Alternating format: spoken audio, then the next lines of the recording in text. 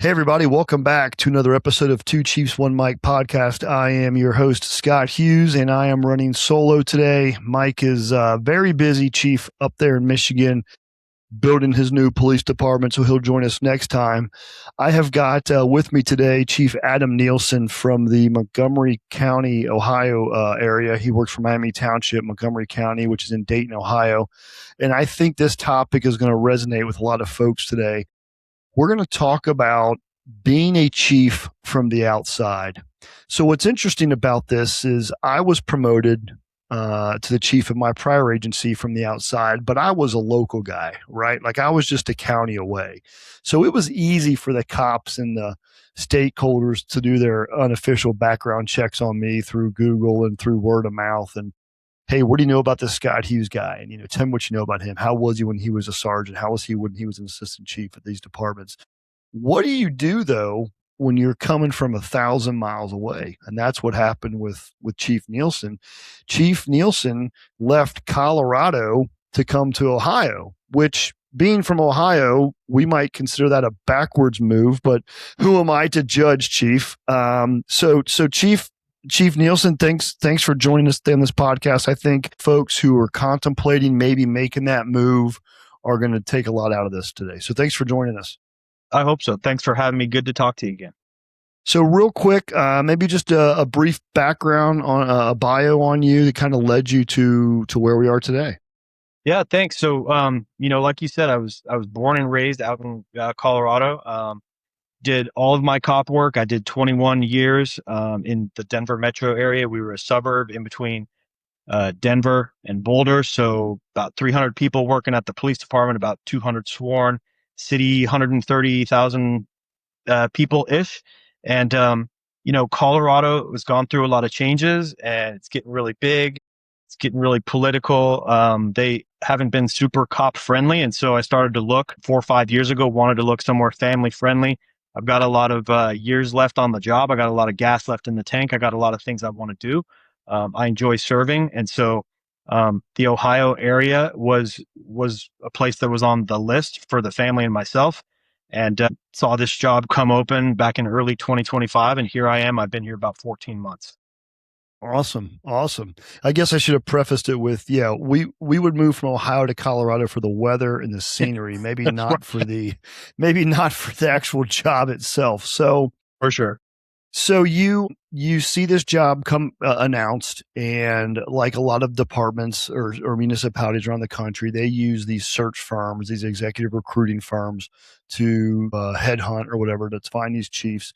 What was the process like in the early stages? Obviously, you submit your resume and you make a short list, I assume.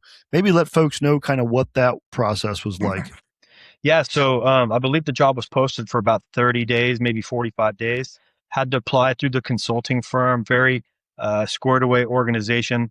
Former police chief ran the search, did a phone screen with him, 30, 45 minutes, just talking to him the way that you and I are talking now, Scott.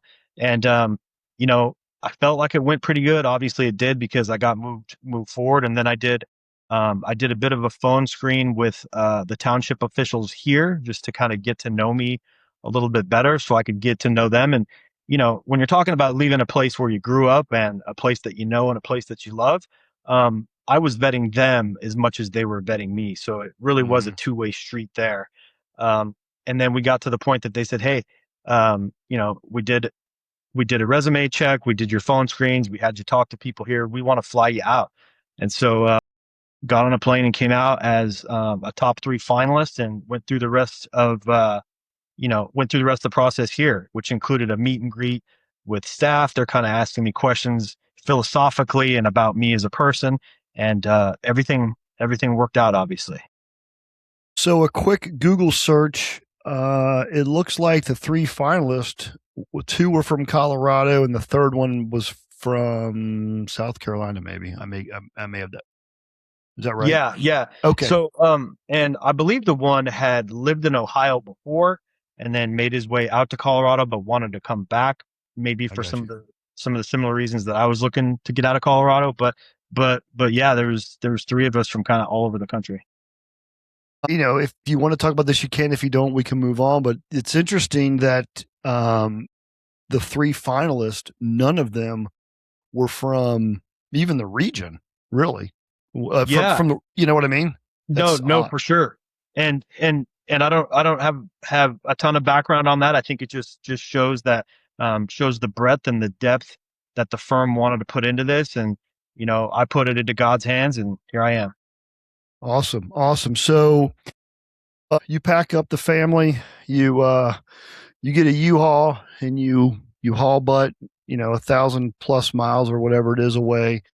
How did it work with respect to finding residents? Did the township help cover the relocation, or was that on you, or how that worked? Yeah, so we did a step up of U-Haul actually hired a moving company, so they pitched in towards the move, but it didn't cover 100%. So yeah, the wife flew out a couple weeks after I got the job offer to look at houses, to look at schools for kids, to do all those things. And then, yeah, that's, loading up, the movers come. And I was out here as a finalist for the job interview in February of 2025. My first day here was May 12th. So you can imagine the pace of things during that time. Wow. So you have school age children, so they relocated school and everything in the middle of the school year. Well, towards the end of the school year. Yeah, towards the end. So they wrapped up school out in Colorado with like a 3 or 4 weeks left. Gave us the time to transition, to move, to get settled in, and then they jumped right back into the school year here fresh last fall. So Awesome. All right. So for me, like I started with, it was easy because I'm here. I was within, I lived in this community for 10 years before, or excuse me, I lived in this community for 13 years, if that math is right, before they hired me as chief. Although I worked at other agencies, I lived here. So I got to see this community grow. I had some folks inside the department that I knew. So I kind of knew what I was getting into with respect to challenges, morale, culture, what some of those needs were. But you're coming from, way out west. You don't know anybody. You probably, I assume, had some conversations with the elected officials and township administrator, city manager. For those of you that don't know that, I suspect they probably said, "Hey, here's kind of what we're looking for the next chief to do, or maybe to bring in." And again, for me, the guys and the gals knew me. So like cops they're all background investigators, right? So, yeah, so like we've said this on this podcast a bunch before, but like the department that I came to, they were ready for change, man. They were ready to move forward. They were eager and they were wanting training and equipment and everything. And, so that was easy for me, and I knew some of them again, so it wasn't as hard, but you don't know anybody. So when you get here in May and again, you can Google the department. You kind of inherited kind of a mess, right? With a couple things going on. And it is what it is. Every chief has that. And, that is what it is. How did you walk us through maybe your first 30, 60, 90 days? How did you get these guys to trust you, to buy into you? yeah. Did these cops have their walls up? How did you get buy-in from the elected officials? Maybe just kind of walk us through some of that. Cause I think that's the stuff, Chief, that folks really want to know about, the nitty gritty, right? The meat and potatoes, because that's the stuff we all face. It is, yeah, and I think it's important, and I think you touched on a lot of the stuff there, Scott, because um, cops are background investigators, as you said, and I am a cop and I've been one. So as I told you a minute ago, I'm trying to vet this process and vet the township and vet the department just as much as they're doing that to me. And so some of the questions that are being asked during um, the during the onboarding, the interview process, and stuff like that, and part of, I think I touched on it too, is that there were cops and sergeants and LTs and everybody crowded around me as part of that meet and greet, asking me questions and saying, here's things that may or may not have happened here in the past that we didn't like, or here's things we want to do in the future that we're not. And so they were giving me Yes. clues as to what they needed and wanted. So that was huge. So I had that 90-day process that, I'm packing and I'm moving and I'm prepping the wife and kids to move out here and do all that kind of stuff. But I've got those in the back of my mind. Get out here in day one, and it was mandatory. And I just let everybody know that I'm going to have a one-on-one meeting with every single employee. It doesn't matter what your job title is. It doesn't matter what part of the PD you're in. And I let everybody know when they came in the office, door can be open or closed. It's up to you. And so I let them drive that in terms of, did they want to tell me things or ask me more things? Were they going to pitch me priorities and programs and ideas? And so you do that with a staff of 40 something people, and then you start to get an even bigger picture of what's important now.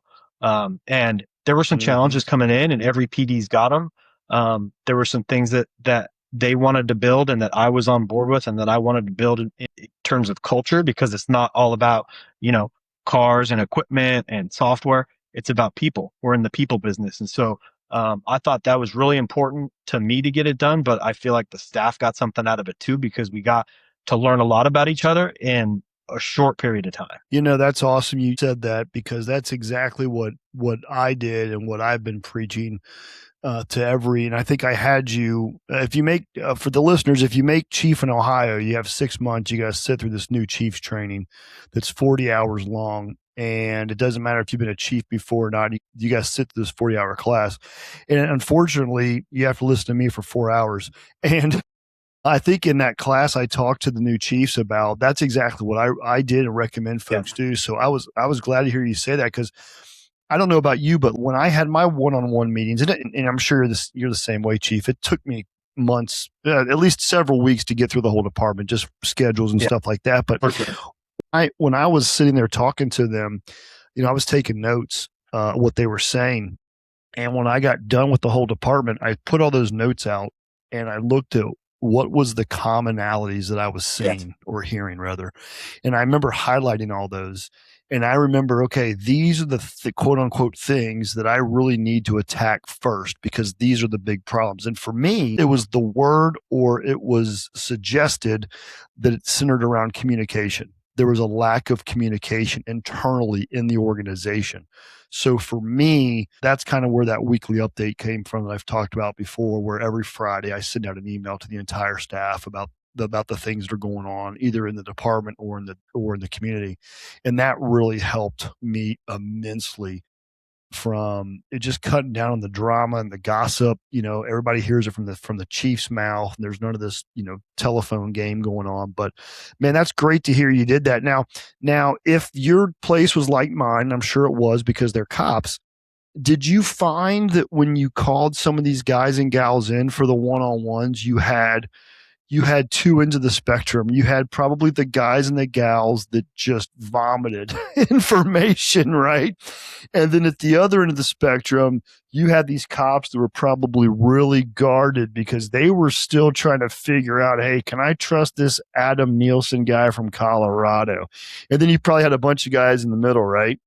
Totally. Yeah, that's exactly it. And there weren't a lot of people that were in the middle part of it. It was, hey, these are the things that, didn't work in the past, and these are the things that we hope you don't do. And, there it is. And they would kind of throw it at you, like you said. But it really stuck out to me at one of the first meetings that I took, that first day or that first week. One of the people said, hey, Chief, I don't really have a lot of stuff that I want to complain to you about. And there was a pause, and I said, well, but that's not what this is. It's not for you to, you can if you want to, but it's also if you want to problem solve, if you want a solution, if you want to give me tips, if there's a restaurant that I need to be going to that because they have good food, whatever that is. So just to break down the barriers in terms of, I didn't have an agenda. I was here, and I still am here to learn and to do the best job possible. I feel like anytime, and this is probably, again, just cops, and we're so cynical and stuff. But I feel like anytime there's a guy or gal who's brought in from the outside, everybody instantly goes to, there's got to be a problem. Yeah. And I don't think that's always the case. I just did I was interviewed in a podcast yesterday, the day before, and we were talking about how since 2020, there's been such a, this mass exodus of police officers. And then we've backfilled a little bit, but what we've also done is we've promoted people really young. Yeah. And you've got some agencies, right? You've got some agencies where you've got 20-year-olds who are your mid-level and below. And it's nothing against them, but when the chief retires, the cities or the communities are like, hey, you guys are going to be great in another 10 years or so, but man, you're just not there yet. And I don't know if that has anything to do with the communities, but because we're just cops, man. Like it's just what cops do. But so you've been there for 14 months. You had your meetings. I assume you've probably made some changes in your organization. Did you find like I did? I looked for the low hanging fruit. What were some of the issues? Yeah, what was, if you can discuss them, what were some of the low hanging fruit maybe that you kind of grabbed onto that one of our listeners who may be getting ready to take over an organization can say, hey, okay, that makes sense. Let me try to do that. Because if you're like me, Chief, I knew if I could grab that low hanging fruit and I could get that done, that's going to help the buy-in from the guys and the gals. They're going to buy into me. They're going to get on board with what we're trying to do. So what was your fruit of choice? Yeah. So, there was a lot, and some were difficult to do and some were big deals and little deals, but the low hanging fruit, the right away was, there had been different schedules for the patrol folks. And so it was, there's a 10-hour and then there's an 8. And then when I walked in the door, it was a, 8 1/3 hour shift with rotating days off. And so we researched all the different ones, and we called other police departments, and a lot of folks here have worked other places, and we did surveys and we met with the unions, and we had the whiteboard and we did everything. And so what we landed on is we went from, um, a schedule that was, was it temporary or was it permanent, or did we do it because we're not staffed and then it'll be different when we are staffed? And there was a lot of ambiguity, and we said, hey, this is who we are. We're going to a fixed 10-hour shift. You work 4 days in a row, you get 3 days in a row off. Done. We're not gonna say, well, this is plan A, but here's plans B, C, and D. No, this is the plan. This is what we're doing. So we've got our patrol folks right now working Sunday to Wednesday, or they work Wednesday to Saturday. Even a cop can figure out with that math that we got a lot of people working Wednesdays. And so that lets us do training on those days. And so we don't have to adversely affect staffing and how we respond to calls for service, because we've got a team on the road and a team in training. And if the big one pops, we can always take folks out of training and put them on the street, to help out if we had a critical incident or something like that. And if we don't have training, we can have the extra folks, the overlap folks. They can go out there doing special enforcement. They can be working special events. They can be out there to engage with the community, because as you know, in a township, it's very important to make sure that the public knows what they're getting for their property tax dollars. Yeah, 100%. For the listeners who have no idea what a township is, in Ohio, we have cities, villages, and townships. And the funding structure between a city and a township is vastly different. In short, townships in Ohio don't collect earnings tax. We only collect property tax. Now, there are some other funding mechanisms, but generally speaking, that's how it works. So townships in Ohio rely heavily on property taxes. So you definitely want to keep the community happy because they're the ones voting for the next levies. So, well, I'm glad to hear that, I think my low hanging fruit, I was thinking back as you were talking, I think the first thing that I did was I changed the uniforms. We were wearing these light blue denim looking shirt. Chief, we look like Cinnabon employees, quite honestly. And it had something to do with some tradition that was very dated, very antiquated. And I think that was one of the things on my list, second to communication, was, can you please change these uniforms? I remember changing that. And I remember changing the cruiser design, because the cruisers need like rebranded.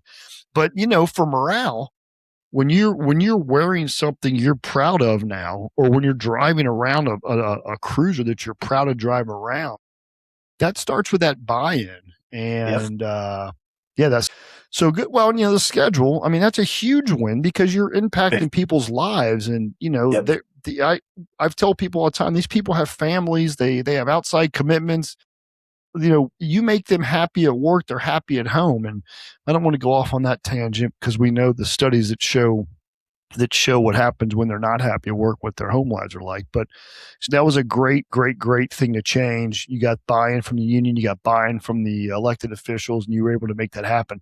Let me switch gears a little bit on you again, because I can't compare myself because I'm from the region. So how did you, when you got here, how did you handle meeting and getting to know your key players in your community? I'm going to help you out here. Business owners, superintendents, those folks. And then second part to that question is, how did you get to know your fellow chiefs and law enforcement leaders in the region?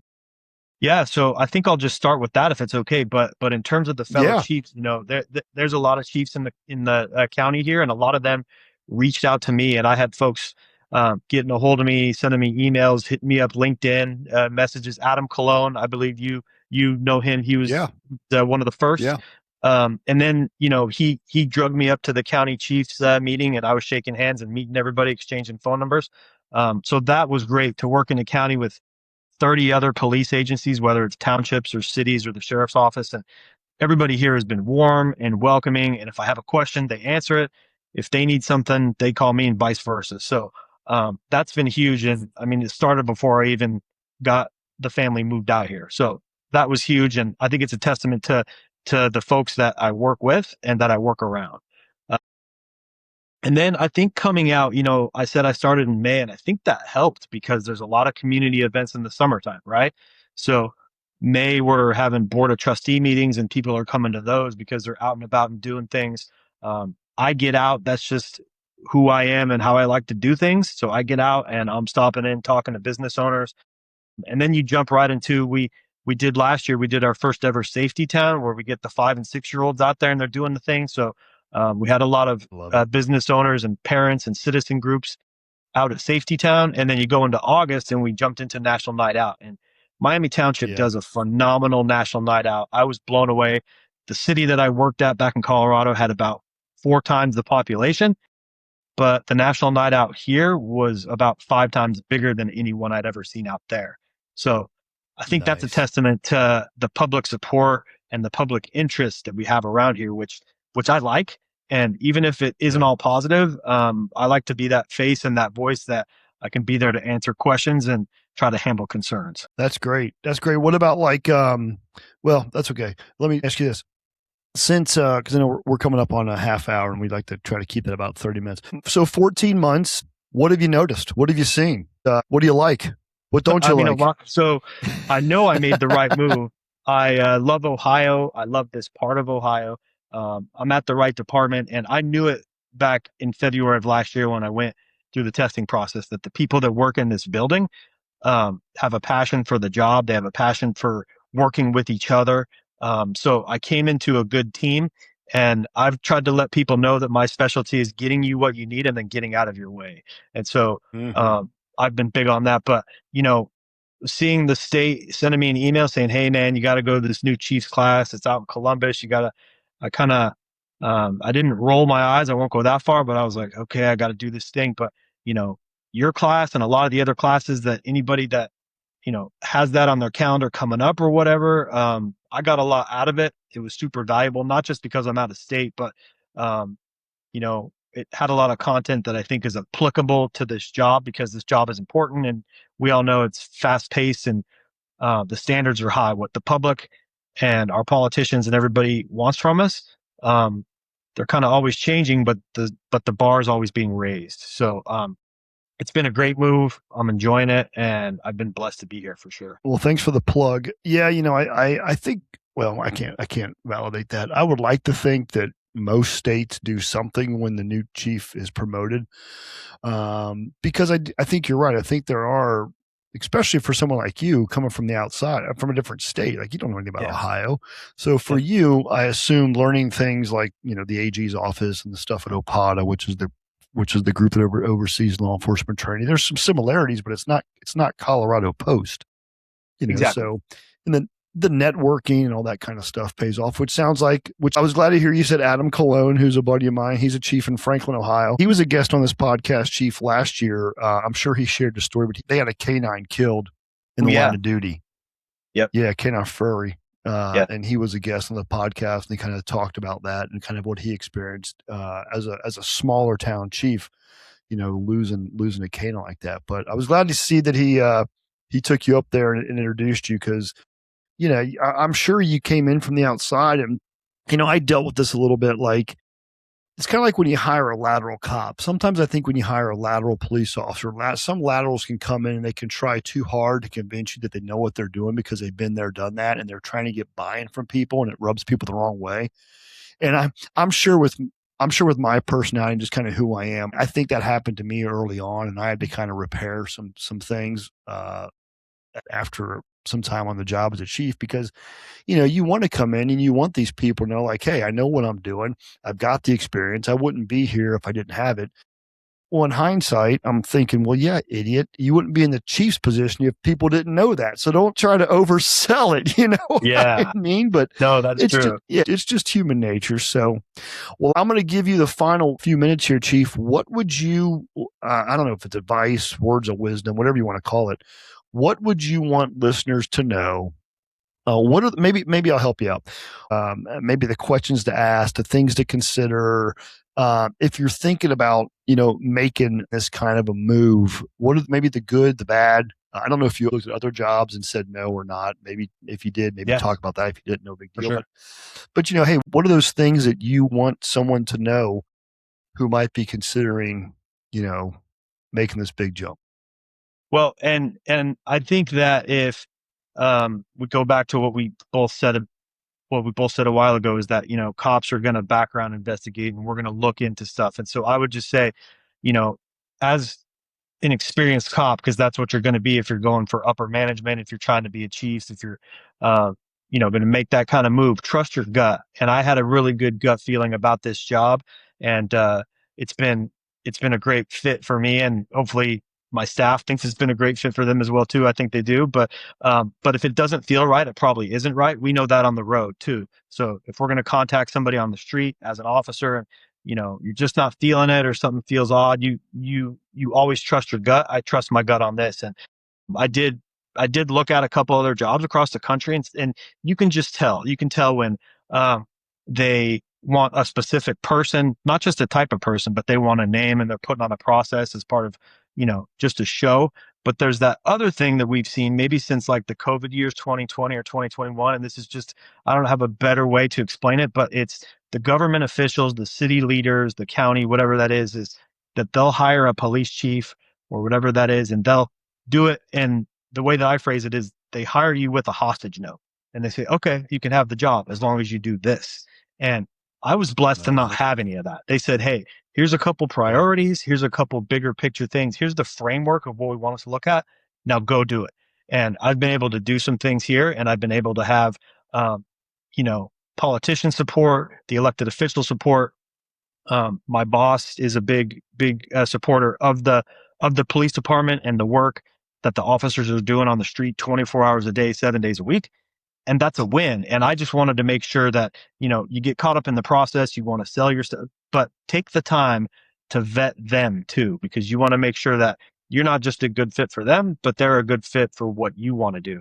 And I would just offer too that if anybody is thinking about making a move, whether it's Ohio or whatever, they can always reach out to me on LinkedIn or whatever they want to do, because I'm happy to walk folks through the overall process, challenges and things like that, because I know that we're short on time here. So, well, I'll tell you, I appreciate that, and I appreciate your willingness to be a resource to folks. That's, I'm retired now. I don't need to do this podcast thing. I like doing it because I want to keep giving back and helping folks out, and I think that's how we just keep making this profession better, is by willing to offer whatever it is that we can. And if you pick up one or two things here, then it's been 30 minutes well spent. I want to go back to something you just said, because it was very, very, very good point, and that is, I would run as fast as I could from a job where you had a mayor or a city manager or someone saying, this is what you must do, and here's how. Like, that is not, in my humble opinion, going to get you the success you want. And I feel like that's just going to cause nothing but stress and drama. Yep. And if you're in that position, I think we've seen some of that happen in other places, and man, oh man, it's just got disaster written all over it. So I appreciate you saying that. And I think you make a great point, and you have proven yourself as a cop. You've proven yourself as a supervisor or you wouldn't be in these conversations. And I've had folks reach out, I'm sure you have too, like, hey, I'm thinking about applying for a chief's job. What should I do? And I remember saying things like, nobody cares how many traffic stops you made. Nobody cares how many drug arrests you made. Nobody cares about the pursuit you had where you jumped in the river, and, nobody cares about that stuff. What they want to know is, can you affect change, right? Yep. Are you a leader? Give me some programs you've done. How are you going to carry this organization to the next level? How are you going to handle people problems? How are you going to handle HOAs? How are you going to handle all this stuff? You could be the greatest street cop out there, but that doesn't mean anything. It means a lot, don't get me wrong. But at the end of the day, it means more with how do you lead people and manage and supervise than how many traffic tickets you wrote. So that's it. I think it's important for folks to remember that, right? Like, hey, if you're in this spot, I've always said this, your resume or your CV has got you to where you are. So they know your background. They know what you're about. Now you got to talk about how you're going to be a leader and how you're going to make this department the best department it can be, and all that stuff. So obviously the chief is the leader at the top. They're the leader at the front. They're the voice. But if you're the chief or the CEO of a police department, sheriff's office, whatever that is, and you're the only leader and you're the only voice because you haven't empowered and coached up and mentored the rest of your frontline supervisors and things like that, you're going to have some problems there as well. So it's not about what you did in the past. It's what you're doing today and tomorrow to make sure that your building is full of leaders. I love it. Well, ladies and gentlemen, that's Chief Adam Nielsen, Nielsen, of the Miami Township, Montgomery County, Ohio Police Department. If you need to look him up, make sure it's Miami Township, Montgomery County, Ohio. There are a few. There's Adam Nielsen. I want to thank you. Thanks for joining the Two Chiefs, One Mic podcast. I think this has been a phenomenal episode that's going to help people out. It's been fun. Thanks a lot, Scott. Take care. All right, buddy.